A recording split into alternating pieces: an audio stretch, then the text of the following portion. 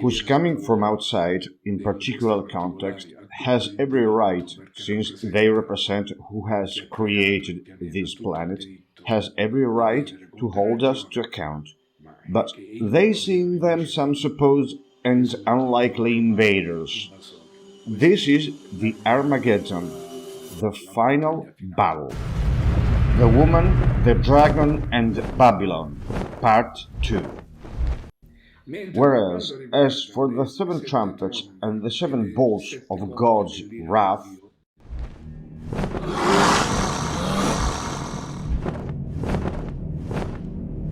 this generation will not pass away until all these things have happened, so this is the time. How close to the truth is that interpretation that Eugenio were the last reincarnation of John, the Apostle, who gave us in Patmos revelation, the revelation of the Apocalypse? How plausible is it in your opinion?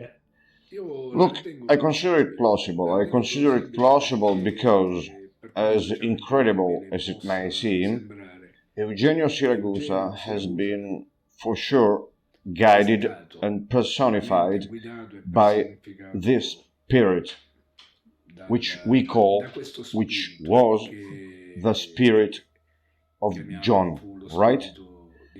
They are special spirits, whom the New Age calls ascended masters. But be careful when they say, I am this one, I am that one. It's not exactly like that. Because the spirit can guide you. In guiding you, it brings along also energetic memory of what has been experienced in other people. Thus, you are led to say, I was Giordano Bruno. No, it's not like that. You are remembering something which belongs to lives which are parallel and not yours. Coexisting, parallel and coexisting, so at this time, in the past, the same spirit of this great entity has personified, for example, we've mentioned Giordano Bruno, right? But it doesn't mean that you who are now guided by this spirit were Giordano Bruno. It's a very delicate matter because it's easy to say you are St. Paul, you are St. Peter, Magdalene, don't get me started. Have met 500 of them. So you also need to be careful, because you may be influenced or guided, but let us not get carried away too much. Anyway, Eugenio, allow me, this footnote has been really guided by John.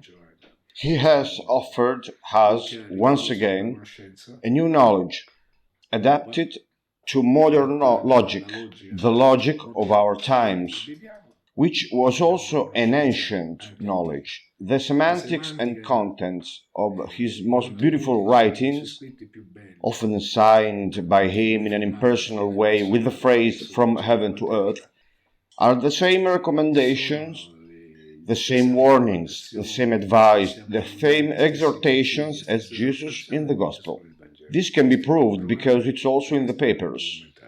So he has carried out this task, probably for a good part of his life, but for sure he did carry it out.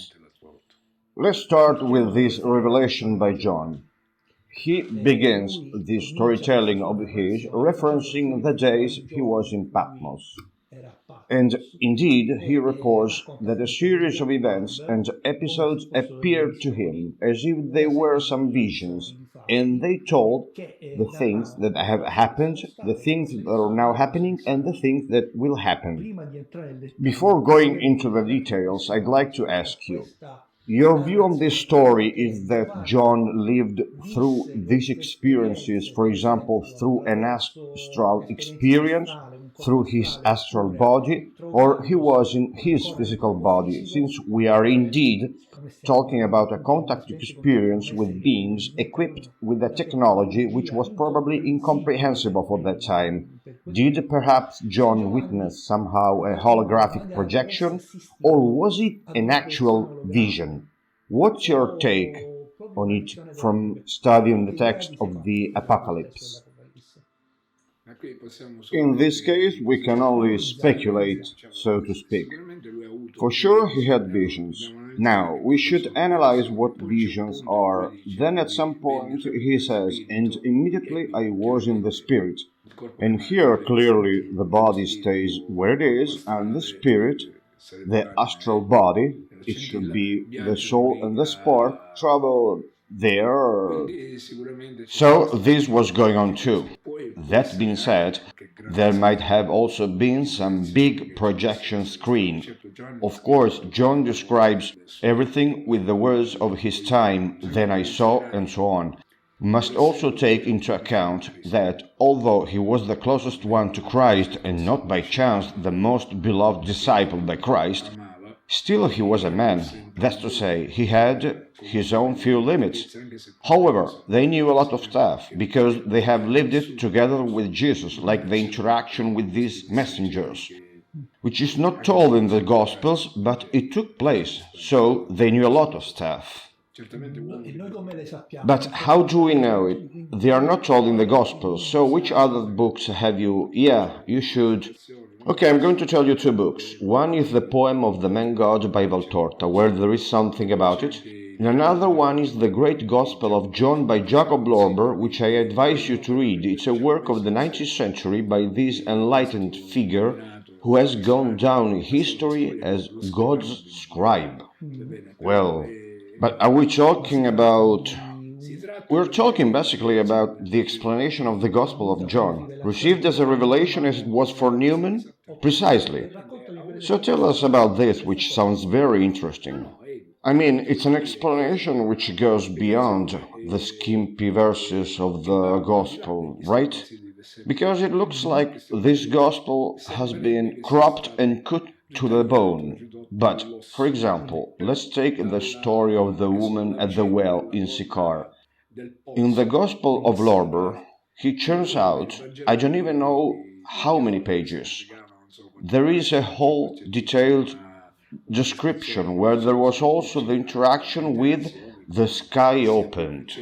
Well, with the words of that time saying this, and we can understand what they mean. Anyway, there is also for sure the presence of a reality which the apostles knew very well. After this I looked, and there before me was a door standing open in heaven, and the voice I had first heard speaking to me like a trumpet said, Come up here, and I will show you what must take place after this. At once I was in the Spirit, and there before me was a throne in heaven, with someone sitting on it. The one seated there looked like jasper and carnelian. Book of Revelation by John.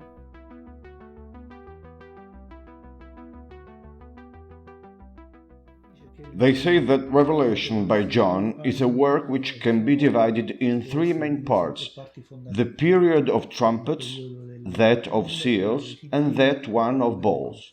Can you explain us better this differentiation? Look, the seals are temporal, or actually more like descriptive. Consider that the first four seals are all about the description of the first four horsemen of the Apocalypse, the first of which stands on his own. The other three are more or less from the same cloth. Then there's the vision of the martyrs, and then there's more. They are like parenthetical elements. Whereas, when it comes to the seven trumpets and the seven bowls of God's wrath, there it looks like, and I say it again, it looks like, because it's still being studied and understood, it looks like there's a kind of parallel between what the first trumpets say, I mean between the first trumpet and the description of the first bowl of the so-called God's wrath. I mean, at least according to John's description, they are, let's say, a sort of judgments against the perverted and stiff-necked pace of mankind, which does not repent, despite all that has happened, all that is happening, and all that will happen. Okay, we can just imagine, although I consider these times to be future times, but not very far. All is going to happen during the so-called period of the Great Tribulation.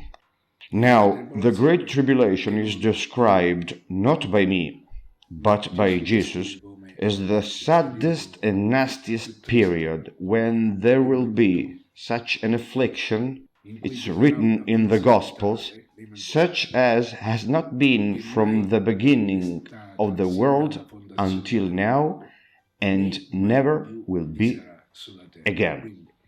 This is a period too which, among such a curse,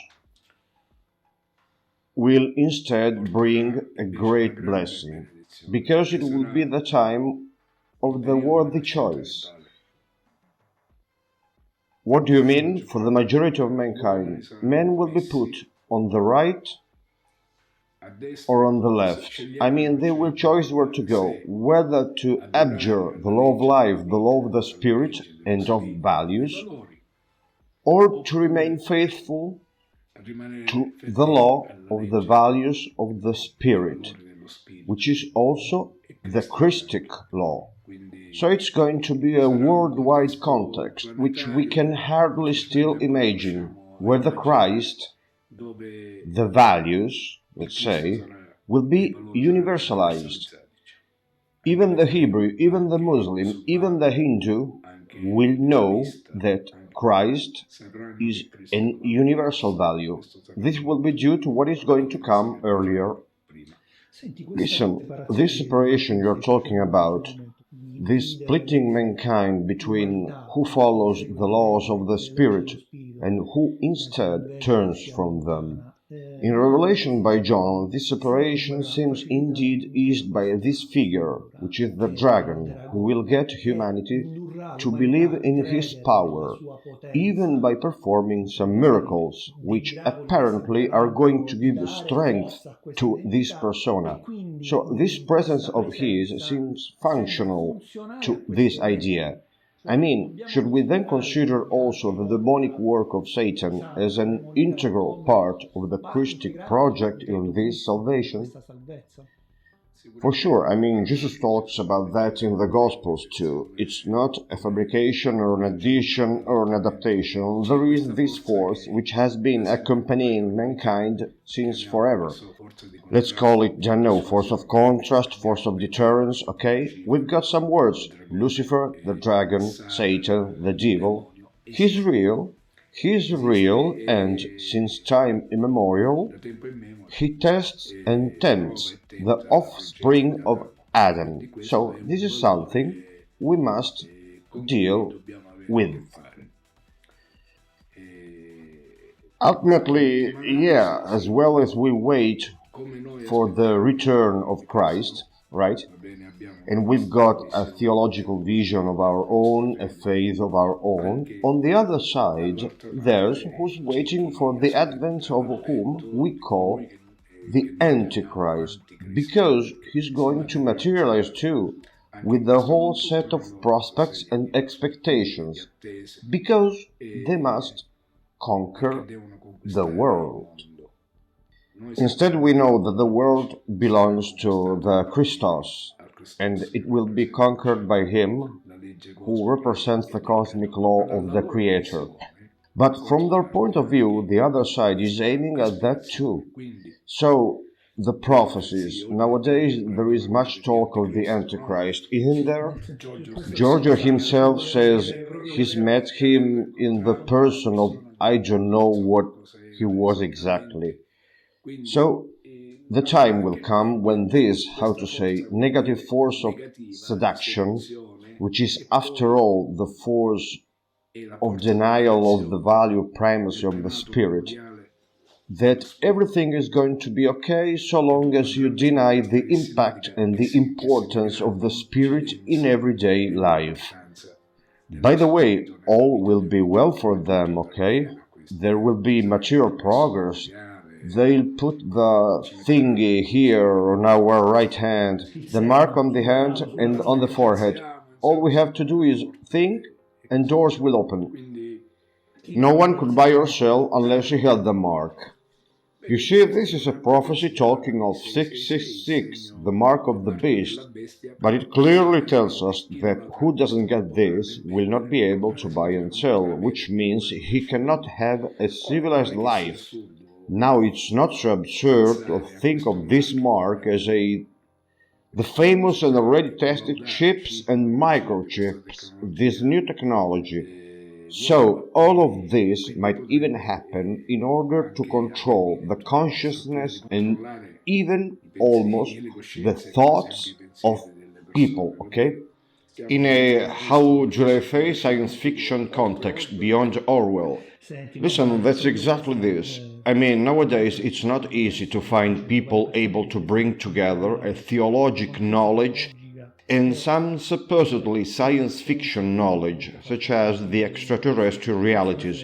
With regard to this, I would like to ask you, how can we reconcile this antagonistic force with the concept of the presence of the cosmic brothers? How can such evolved brothers, who are so far ahead with their ethic, with their morality, allow, how to say, the interference of this being in our everyday life? I say that this is something endemic belonging on Earth. I wouldn't talk about the universe. We should go back in time and know what has really happened. They talk about the fall of the angels. They talk about the fall of Lucifer and his... We should try to understand when, how, and what has happened. For sure, there is a power which is not definitely that of our Christ. When I say Christ, don't think of the Catholic religion or the Church. Instead, think of a universal and planetary value. So there's a power whose nature is opposed to the Christic one, but which anyway rules on earth. Jesus himself used to talk about the prince of this world and about his supporters too. So you see that this world is ruled, or anyway in the hands of this type of entity or of these entities. And the blood, here the Church is right, although it does not explain it. The blood of whom ended up on the cross has served to redeem, to pay the ransom price. That's to say, it has served to allow that men could be redeemed and could get out of this cloak of dominance, of captivity of the spirit. He causes all, both small and great, rich and poor, free and slave, to receive a mark on the right hand or on their foreheads, and that no one may buy or sell except one who has the mark, or the name of the beast, or the number of his name. Here is wisdom. Let him who has understanding calculate the number of the beast, for it is the number of a man. His number is 666. Book of Revelation by John. Listen, in previous meetings they had proposed us, they had revealed us that in the past Earth has been cyclically facing times of extinction several times, starting again a path of evolution. Maybe this time that sacrifice we are talking about, that is the sacrifice of the Christ on the cross, could determine a different course from having to restart all over again, because by listening to the revelations of these people, it seems that 6 times already in the past mankind has faced self-destruction and then started all over again. Do you get the feeling that this time could be different? I think so, at least for the fact that in our theological religious tradition it is described as an actual epochal condition, you know. But it is also true that there have been other races in the past, therefore other time periods. 26,000 years periods or more, I don't know, whatever it was. And other sunsets have occurred for sure. So we have had certainly other palingenesis and rebirths. This one is on us, on this cycle, a cycle which has been prophesied by the Christ 2000 years ago. He said, "This generation will certainly not pass away until all these things have happened." By generation, he did not mean the biological one, 70, 80 or 90 years.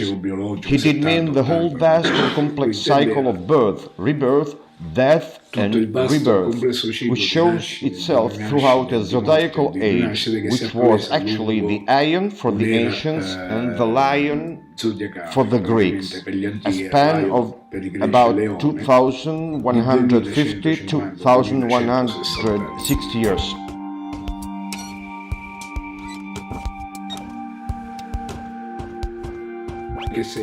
Which follows the course of the phenomenon of the precession of the equinoxes, according to which back then we had just entered the Piscean age, which came out of the Ram age. We have entered the Piscean age, and before that it was the Ram age, and before the Ram age it was the age of Taurus. So, for example, the Mycenaean civilization referred to the age of Taurus. Ram was the age with Abraham, Pisces was with Jesus, and now we are entering the age of Aquarius.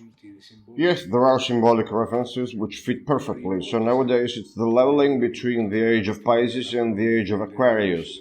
And he says, this generation will not end, will not pass away until all these things take place. Therefore, this is the time. In fact, we can see it also in the limitations of the sustainable or unsustainable development of mankind. Actually, that was the next question that I had jotted down, which has to do with it. Is there any sign in the book of Revelation which could make us bring attention to the condition of the earth as a living being and to the potential damage that man is causing to our planet? We have always indeed imagined the apocalypse with this final battle, the Armageddon. Perhaps we'll get back to this later. We have always imagined it as a clash, because it was narrated like that, as the final battle between the forces of good and the forces of evil. So maybe in the past this description fitted more that of a world conflict between opposing forces. In the course of time, this idea was probably revised and re-evaluated, and now we are realizing that the real danger is the impoverishment of Earth in environmental terms, the depletion of resources, this now explosive population growth. Is there some part of the book of Revelation which might lead us to think that it's more of a naturalistic apocalypse than a war among nations? There, basically, to be exact, so to speak, the description is about the pressure of events. So, well, there's not an examination or an analysis of a, so to speak, environmental service record. This is something we can do ourselves. The book of Revelation highlights the folly, which is how it was called with an ancient term, the folly of men or of the man before the request and the word of God. In other words, it means basically what you were saying. That's to say, to do wrong, therefore the destruction of the environment, inequalities, induced famine, and so on. In front of the postulates of the cosmic law, the postulates of the creative law, which tell for sure a different story, if only because the Creator himself made the earth. We give thanks to you, Lord God Almighty, the one who is and who was, because you have taken your great power and have begun to reign. The nations were angry, and your wrath has come. The time has come for judging the dead and for rewarding your servants, the prophets, and your people who revere your name, both great and small, and for destroying those who destroy the earth. Book of Revelation by John. Let's talk about this description of the Armageddon. Over time, a place has been identified, which is the Megiddo Hill, as a possible location where this final battle should take place. But what does Revelation actually say? Is it a conflict between nations or between... There is a description of some spirits, some demons, which will come out of the great prophet's mouth, in other words, out of this kind of great Goebbels, so to speak, right, who works for the forces of deterrence. He will gather all of the kings to battle. Of course, they are called kings, the powerful of the earth. John describes also this scenario, and right there he reports a number of deaths, which is anyway impressive. 200 millions. I guess 200 millions, yes, including the soldiers, those who will take part in the war. Then there's another war, and I think this one is what we call the Armageddon War. It's hard to figure out.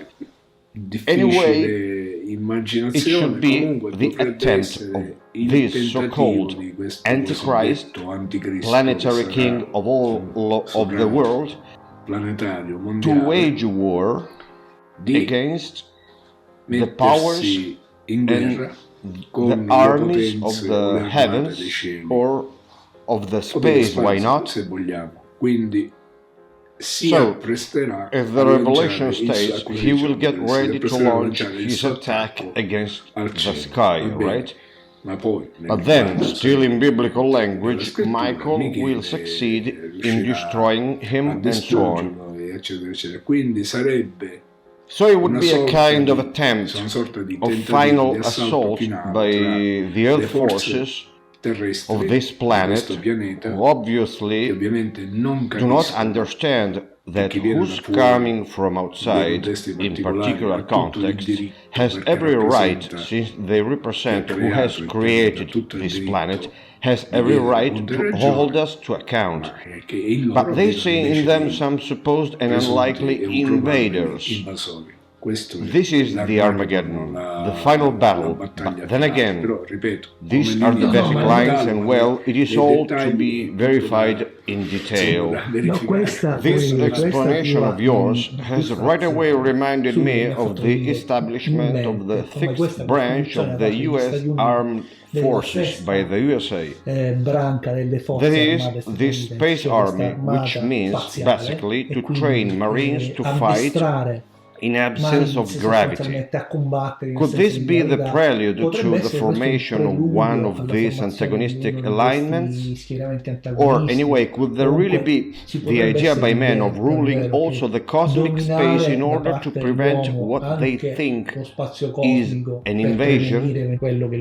There could be this idea. Look, I remember that many years ago there was Reagan as US President and Gorbachev, and Reagan proposed to Gorbachev to work together in order to build together some sort of space shield, or anyway a protective shield from possible invasions or attacks from outer space. Perhaps we need some outside universal threat. I occasionally think how quickly our differences worldwide would vanish if we were facing an alien threat from outside this world. And yet, I ask you, is not an alien force already among us? That much is enough clear too, apart from the publicity campaign, so to speak. And what does it mean? It means that they don't know what's going on, or that they believe they are really the masters of the world, and they have realized that probably they are not. So that there's a whole reasoning behind the scenes. Also, what you were talking about, the establishment of this new military space force, could be applied to this subject.